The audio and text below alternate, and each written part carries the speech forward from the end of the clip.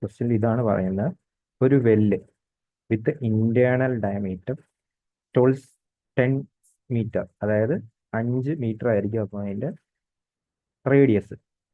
Dug to a depth 10 metre.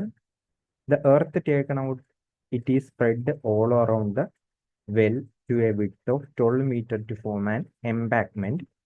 What is the height of embankment? അതായത് പറഞ്ഞിരിക്കുന്ന ഇതാണ്, ഒരു കിണറുണ്ട്.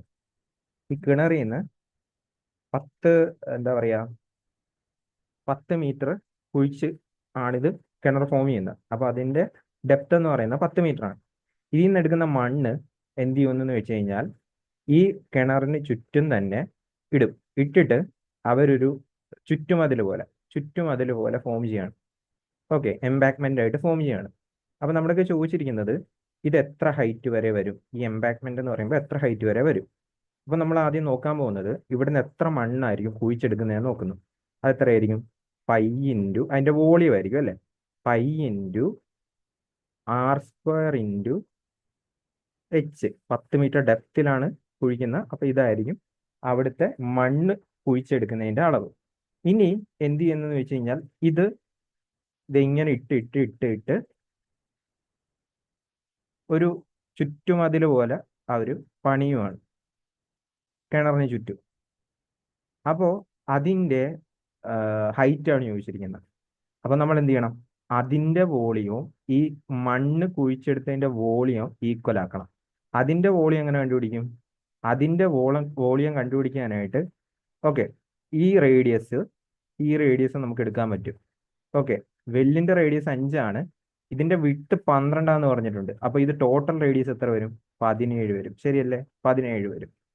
അപ്പോ pi into r², capital R² minus molar, അതായിരിക്കും ഈ പറയുന്ന ഇതിന്റെ എന്ത് വരുന്ന റേഡിയസുകൾ തമ്മിലുള്ള ഡിഫറൻസ് വരുന്നത്, ഇൻറ്റു ഹൈറ്റ്. ഇതായിരിക്കും വോളിയം വരുന്നത്. ഈ ഹോളോസ്പിയർ ഹോളോസ്പിയർ അതായത് നമുക്ക് കണ്ടുപിടിക്കേണ്ടത് ഇതാ ഈ ഈ ചുറ്റുമതില് ഉൾക്കൊള്ളാവുന്ന മണ്ണിന്റെ അളവാണ് കണ്ടുപിടിക്കേണ്ടത്. അതുകൊണ്ടാണ് ഞാൻ എന്ത് ചെയ്യുന്നത്, വലിയ വലിയ സർക്കിളിൽ നിന്ന് ഇതിന്റെ ചെറിയ സർക്കിളിന്റെ ഏരിയ കുറച്ചത്, എന്നിട്ട് എന്ത് ചെയ്തു, ഹൈറ്റ് വെച്ച് മൾട്ടിപ്ലൈ ചെയ്തത്. അപ്പൊ അതായിരിക്കും അവിടുത്തെ വോളിയം വരുന്നത്. ഇതും കട്ട് ചെയ്യാം അല്ലെ. ദെൻ ഇവിടെ 250 എന്ന് പറഞ്ഞു വരും. ഇവിടെ നമുക്ക് എത്ര വരും? 289 25 കുറയ്ക്കും അല്ലെ, 264 എന്ന് പറഞ്ഞു വരും. 264 എന്ന് പറഞ്ഞു വരും. അത്രയും ഹൈറ്റ് വരും. ഓക്കെ, നമുക്കിത് ഡിവൈഡ് ചെയ്യുമ്പോൾ ഏകദേശം 0.0949 അടുപ്പിച്ച് വരും. ഓപ്ഷനിലുണ്ടായിരുന്ന 0.95 ഉണ്ടായിരുന്നു. സോ അതായിരിക്കും നമുക്ക് ഈ ഒരു ക്വസ്റ്റ്യന്റെ ഫൈനൽ ആൻസർ ആയിട്ട് വരുന്നത്.